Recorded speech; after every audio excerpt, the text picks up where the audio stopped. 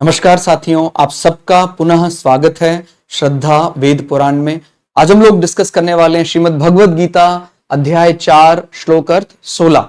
इससे पहले हम लोगों ने अध्याय 1, 2, 3 के सभी श्लोक अर्थ सरल हिंदी भाषा में दोनों ही चैनल श्रद्धा एस्ट्रो ज्योतिष, श्रद्धा वेद पुराण में प्लेलिस्ट सेक्शन में अपलोड कर दिए हैं। आप में से कोई भी व्यक्ति भगवद गीता को सरल हिंदी भाषा में समझना चाहते हैं तो आप प्लेलिस्ट सेक्शन में जाएं, जहां आपको प्लेलिस्ट मिल जाएगी। तो आइए आज का श्लोक समझते हैं। भगवान श्री कृष्ण अर्जुन को समझाते कहते हैं, कर्म क्या है, अकर्म क्या है, इस प्रकार इसका निर्णय करने में बुद्धिमान पुरुष भी मोहित हो जाते हैं।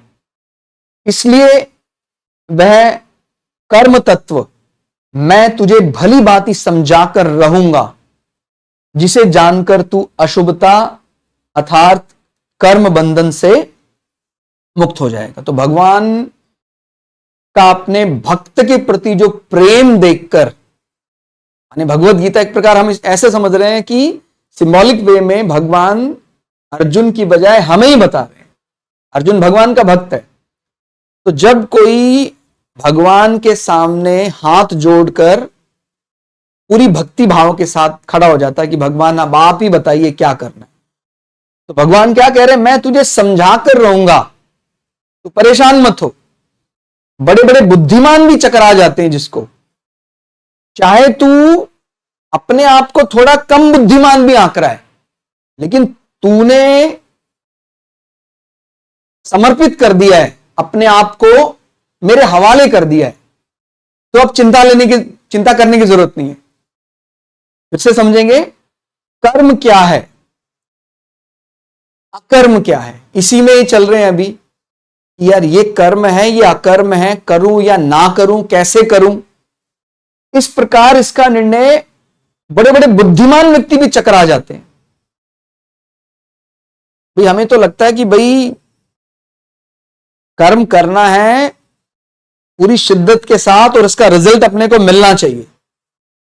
तो जो बड़े बुद्धिमान व्यक्ति हैं वो भी इस अकर्म शब्द को नहीं समझ पाते। एक प्रकार से अकर्म लगता है, यार कर्म ना करना अकर्म है क्या, तो ये तो मना है। कोई भी बुद्धिमान व्यक्ति तो ये आपको बिल्कुल नहीं कहेगा। माने सामान्यता जो हमने अर्थ निकाला है कि जो हमारा सामान्य जजमेंट पावर कहता है कि नहीं यार कर्म तो करना ही है, फिर इसमें अकर्म जैसे शब्द कहां शामिल हो गया। तो बड़े बड़े बुद्धिमान व्यक्ति भी इसमें चकरा जाते हैं। और भगवान ने कहा तू मेरा भक्त है, भक्त होना ही कंडीशन है। अभी तू अपने आप को बहुत चालाक बुद्धि वाला या बहुत शातिर बुद्धि वाला, बड़ा होशियार बुद्धि वाला नहीं भी मानता है, तभी भी मैं तुझे समझा दूंगा, चिंता मत कर। तो जब इस प्रकार की बात आती है तो फिर अपने को बड़ा सावधान होकर यह निर्णय करना होता है कि भाई अभी तक जो मैं समझ रहा था वही कर्म है या मैं केवल बोझ लिए आगे बढ़ रहा था। जैसे अर्जुन के मन में भी एक संशय उत्पन्न हुआ कि अगर भगवान को इस प्रकार के संसार से छोड़कर मुक्ति में ही लगाना है, तो क्यों ना मैं संसार को छोड़कर अभी ही मुक्ति आराधना में लग जाऊं, संन्यास ले लूं, युद्ध कर्म में मैं क्यों जाऊं। तो भगवान कृष्ण ने कहा कि नहीं, तू अगर मन से सोचता है कि ये हार ये जीत, तो ये जो तेरा कर्म है ये तुझे बांधेगा, और तू सोच रहा है मैं तो सेवा रूप में कर रहा हूं, मेरे मां की, मेरे बड़े भाई की वो आज्ञा है, धर्म की जय के लिए मुझे युद्ध करना है, तो वो युद्ध ही तुझे मुक्ति दे देगा और तेरा वो कर्म अकर्म माना जाएगा। अब इसको थोड़ा और एलोबरेट करते हैं, थोड़ा यहां सरल शब्दों में समझते हैं। साधारण मनुष्य शरीर और इंद्रियों की क्रियाओं को ही कर्म मान लेते हैं। इस शरीर से जो कर रहे हैं, इंद्रियों का सुख ले रहे हैं, तो वो कर्म है। तथा शरीर और इंद्रियों की क्रियाएं बंद होने को अकर्म मान लेते हैं कि भाई शरीर कोई क्रिया नहीं कर रहा है, इंद्रिय सुख हम ले नहीं रहे हैं, तो वो अकर्म माना जाए कि नहीं माना जाए। परंतु भगवान ने शरीर, वाणी और मन के द्वारा होने वाली क्रियाओं को भी कर्म माना है। मतलब शरीर तो शामिल है ही, साथ साथ वाणी, मन। अब मन हमारा लालायित है, हमें उच्चतम पद की कामना है, और शरीर मैंने संसार से ऐसा लगता है विरक्ति ले ली है, लेकिन मन अभी भी वहीं लगा हुआ है। उसको आप निष्काम कर्म नहीं माना जाएगा, उसको अकर्म की संज्ञा नहीं दी जा सकती। अकर्म एक बहुत अच्छी चीज है, लेकिन अकर्म को अच्छी तरह समझना। अकर्म का मतलब यह नहीं कि कर्म को त्याग देना। कर्म का मतलब यह है कर्म को पूरी डेडिकेशन से करना है, लेकिन उस कर्म फल की इच्छा अपने निहित स्वार्थ के लिए नहीं करनी है। पूरा अनुशासित होकर कर्म करना है, वो सेवा रूप में करना है। वो कर्म मुझे मुक्ति प्रदान करने वाला होगा, वो मुझे जन्म जन्मांतर के चक्कर से जो मेरा वास्तविक लक्ष्य है वो देने वाला होगा।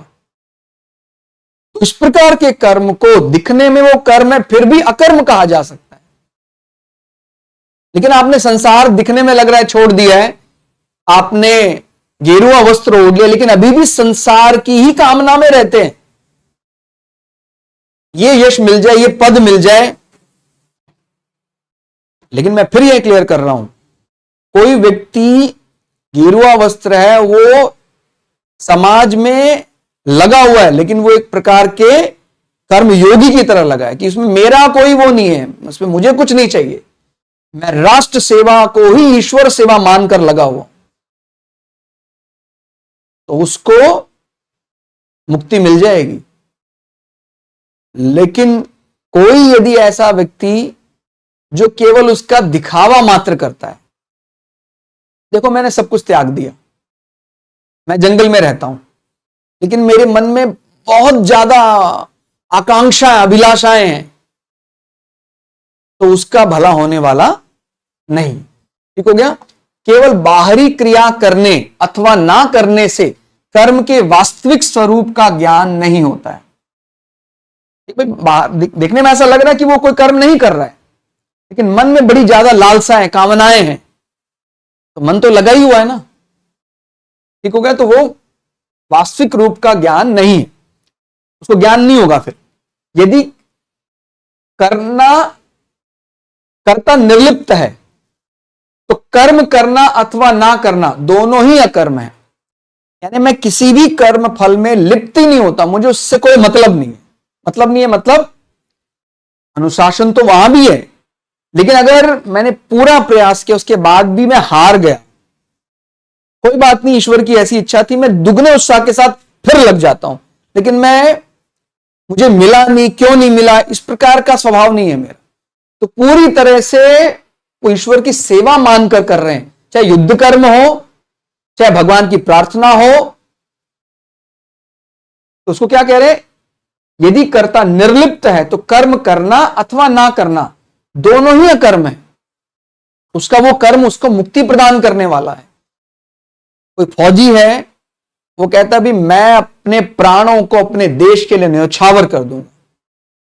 अभी बात मेरे मेडल की, मेरे व्यक्तिगत सम्मान की नहीं है कि मुझे मेडल मिलेगा, मुझे ये मिलेगा, वो तो मैं सोच ही नहीं रहा हूं।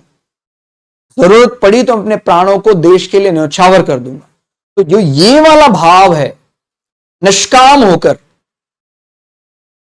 मुझे कुछ नहीं चाहिए, राष्ट्र की सेवा ही सच्ची ईश्वर सेवा है, ये वाले भाव से जब वो युद्ध में जाता है तो वो कर्म भी उसको अकर्म माना जाएगा, क्योंकि वो अपने व्यक्तिगत स्वार्थ को पूर्ण करने के लिए युद्ध नहीं कर रहा है। ठीक हो गया। और यदि कर्ता लिप्त है तो कर्म करना अथवा ना करना दोनों ही बांधने वाले कर्म है। काम करने वाले के मन में बड़ी ज्यादा आकांक्षा है कि ये फल मुझे मिलेगा, ये प्राप्त होगा, तो चाहे वो कर्म कर रहा है या वो नहीं कर रहा है, वो दोनों ही शर्तों में वो उसको बांधने वाला है। सब उसने संसार का त्याग कर दिया, वो जंगल में ऐसा लगता है देखने में जैसे वो जप करने में लगा, लेकिन मन में बड़ी आकांक्षा है कि प्रभु धन प्राप्त हो जाए, धन प्राप्त हो जाए या बल प्राप्त हो जाए। तो ये वाला ये जो विचारधारा है, क्योंकि वो मांगने से नहीं, वो हमारे कर्म से ही मिल रहा है, तो उससे अच्छा तो आप यही होता कि आप संसार में जो आपको कर्तव्य मिला था वो कर्तव्य करते रहते। अभी आपने संसार में वो कर्तव्य छोड़कर आपने जंगल में जाना स्वीकार किया, लेकिन मन को नहीं मार सके। तो यदि मन को मार नहीं सके तो फिर कर्म को छोड़कर, अपने वर्क प्रोफाइल को छोड़कर जंगल में जाना कि मुझे वहां ईश्वर प्राप्त हो जाएगा, पता लगा वो यहां से भी गए और वो वहां से भी गए। उसको अच्छे से समझना है कि निर्लिप्त होकर यदि वो राजमहल में भी रहता है, ठीक है, ईश्वर आपने प्रसाद स्वरूप में दिया है तो राजमहल में रहेंगे कोई बात नहीं, आपकी आज्ञा होगी जंगल में रहेंगे कोई बात नहीं। तो इस प्रकार की भावना से यदि कोई भोग भी वस्तुओं का भोग रहा है, जरा सा भी लेश मात्र भी, कि पक्का मैं जानता हूं कि प्रभु आपने ही दिया, तेरा तुझको अर्पण, क्या लागे मेरा, उसकी गारंटी और वारंटी लेकिन एकदम पक्की होनी चाहिए। ऐसा नहीं बोलने मात्र से नहीं होता है। पता लगा अच्छी चीजें सारी मैं अपने नाम पर क्रेडिट ले लेता हूं, मेरा पुत्र, मेरी पत्नी, मेरा धन, जहां बुराई आती, प्रभु वो तो ये आपने कराया है, मैं तो कुछ कर ही नहीं सकता हूं। ऐसे व्यक्तियों का भला नहीं होने वाला है। जब विचार एक सा है, प्रभु मेरा मेरा नहीं है, वो आपका ही यश है, आपने लेना है ले लिया, आपने छीन लिया, आपको देना था आपने दे दिया। तो जब ये वाली विचार आ जाता, तो चाहे वो महल में रहे, जंगल में रहे, वो अकर्मी कर रहा है। ठीक हो गया। भगवान मानो कह रहे हैं कि हे अर्जुन, युद्ध रूप कर्म का त्याग करने मात्र से तेरी अकर्म अवस्था नहीं होगी, प्रत्युत युद्ध करते हुए भी तू अकर्म अवस्था को प्राप्त कर सकता है। कितनी बड़ी बात। युद्ध जैसा दिखने में क्रूर कर्म में भी व्यक्ति को अकर्म लग सकता है। कब? जब उस युद्ध का उसको कोई व्यक्तिगत लाभ, व्यक्तिगत सुख आकांक्षा ऐसी नहीं, राष्ट्रहित, धर्म की जय के लिए बड़े भाई की आज्ञा से, मां की आज्ञा से युद्ध क्षेत्र में गया। अब जीत मिले या हार मिले वो तो ईश्वर तेरे हाथ में, लेकिन मैं युद्ध करूंगा और वो युद्ध अकर्म माना जाएगा, वो युद्ध जन्म जन्मांतर के चक्करों से मुक्त कराने वाला माना जाएगा। इतनी बड़ी बात। ठीक है। कर्म करने के दोनों मार्ग, कर्म करने के दो मार्ग कौन कौन से बताए? प्रवृत्ति मार्ग यानी संसारिक कर्म करना, और निवृत्ति मार्ग यानी संसारिक कर्म ना करना, बिना कामना, ममता और आसक्ति के होने चाहिए। अभी यहां एक बहुत बड़ी दुविधा है। कई बार हमें लगता है यार संसार कर्म में लगना चाहिए, प्रवृत्ति मार्ग।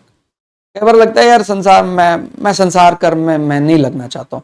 अगर आप ये सोचकर संसार कर्म को त्याग रहे हैं, यार वहां तो काम करना पड़ता है, वहां काम नहीं करना पड़ेगा, ये भावना से यदि संसार को त्याग रहे हैं तो भी मुक्ति मिलने वाली नहीं है।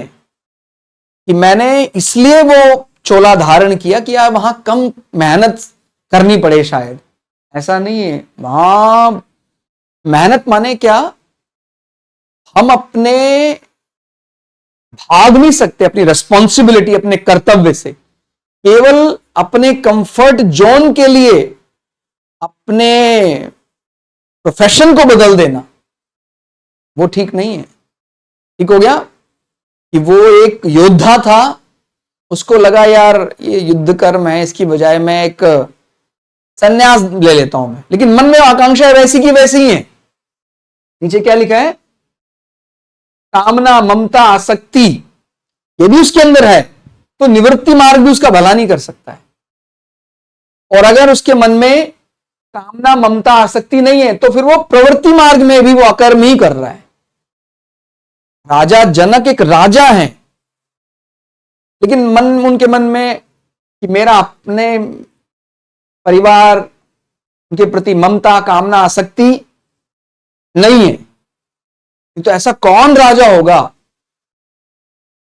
जो इस प्रकार का न्याय कर रहा है? उनको कहा गया, राजा जनक को, कि राम जी को वनवास लेना चाहिए, अब नहीं लेना चाहिए, धर्म संकट आ गया है, क्योंकि दशरथ जी का स्वर्गवास हो गया। अब आप जो आज्ञा देंगे राम जी वही करेंगे। तो राजा जनक चाहते तो अपनी पुत्री यानी सीता जी के लिए वो ये कह सकते थे कि चलिए आप इतने दिन आ गए, वो 14 वर्ष के समान ही माना जाएगा, जो कहने वाला था उसने अपना वचन ले लिया, आप अब वापस आ जाइए। लेकिन उन्होंने बड़े इस मामले में एकदम धर्म अधिकारी के रूप में कि नहीं, अगर पिता के साथ पिता ने कोई ऐसा वचन लिया था उनको निभाने के लिए आपको वन में रहना ही चाहिए। तो ये कितनी बड़ी बात, अपने पुत्री या अपने पुत्री के माने राम जी के स्वार्थ के लिए या राम जी को अतिरिक्त लाभ देने के लिए भी उन्होंने कोई ऐसा निर्णय नहीं दिया। ठीक है, तो ये वास्तविक कर्मयोगी माने जाएंगे। ये वास्तव में ऐसा ही कर्म विधान है। अभी तो अगर हम एक सामान्य जन क्या करते हैं, यार मेरे परिवार का कोई सदस्य है क्या, उसको कष्ट होगा, तो फिर हमारा फैसला ऐसा होगा जो मेरे परिवार के उस सदस्य को लाभ पहुंचाने वाला होगा। और एक निर्णय कैसा होता है कि मैं मेरे परिवार का सदस्य हो ना हो, मुझे वास्तविक जो धर्म है, जहां पर कोई कामना ममता आसक्ति नहीं है, इस प्रकार से मैं न्याय करने वाला हूं। ठीक हो गया। तो वो व्यक्ति प्रवृत्ति मार्ग में भी अकर्म ही कर रहा है। आगे बढ़ते हैं। मिली हुई वस्तु अपनी नहीं है, दूसरों की और दूसरों की सेवा में लगाने के लिए है। ये विवेक है, इसलिए मूलतः कर्म योग कर्म नहीं प्रत्युत शुद्ध विवेक है। यानी कर्म तो हम कर ही रहे हैं, लेकिन कर्म में जो योग शब्द आया, इस योग शब्द को हम एक प्रकार का विवेक मानते हैं। एक इस प्रकार का विवेक जागृत हो जाता है कि जो मुझे कर्म करना है सेवा समझकर करना है। संसार से मुझे सब मिला है, मेरा शरीर भी तो संसार ने दिया, तो इस शरीर से मुझे सेवा करनी है और जन्म जन्मांतर के चक्करों से मुक्त होना है। यही वास्तविक लक्ष्य है हम सबका। तो इस श्लोक में भगवान ने एकदम क्लियर कर दिया और भक्तों के लिए बड़ा आनंदित विषय है कि भगवान ये कह रहे हैं कि आप बिल्कुल मत समझिए कि अगर आप बुद्धिमान नहीं है ज्यादा तो मैं आपका भला नहीं कर सकता हूं। आप केवल सब कुछ त्याग कर मेरे अधीन हो जाते हैं जब, कि प्रभु अब आप ही, हम आपके शरणागति हैं, फिर आपको सोचने की जरूरत नहीं है। मैं, जैसे क्या वाक्य लिखा है, समझा कर रहूंगा जिससे तेरा वास्तविक हित होगा, अर्थात कर्म बंधन से मुक्त हो जाएगा। वो बात मैं तुझे बताकर रहूंगा जो बड़े बड़े बुद्धिमान नहीं समझते हैं, वो मैं तुझे बताकर रहूंगा क्योंकि तू मेरी शरणागति है। भक्ति का कितना बड़ा महत्व है। जब हम भगवान के हाथ, भगवान के सामने सच्चे हृदय से नतमस्तक हो जाते हैं तो भगवान कहता है फिर अब टेंशन लेने की जरूरत नहीं है। बड़े बड़े बुद्धिमान भी जो रहस्य समझते नहीं है वो मैं तुझे समझाऊंगा, चिंता मत कर। ये भगवत गीता ने आज के श्लोक अर्थ में समझाया। श्लोक अर्थ आपको कैसा लगा कमेंट करके जरूर बताइएगा। मिलते हैं अगली क्लास में, तब तक के लिए जय श्री भगु पराशरा, जय श्री शुक्राचार्य, नमस्कार।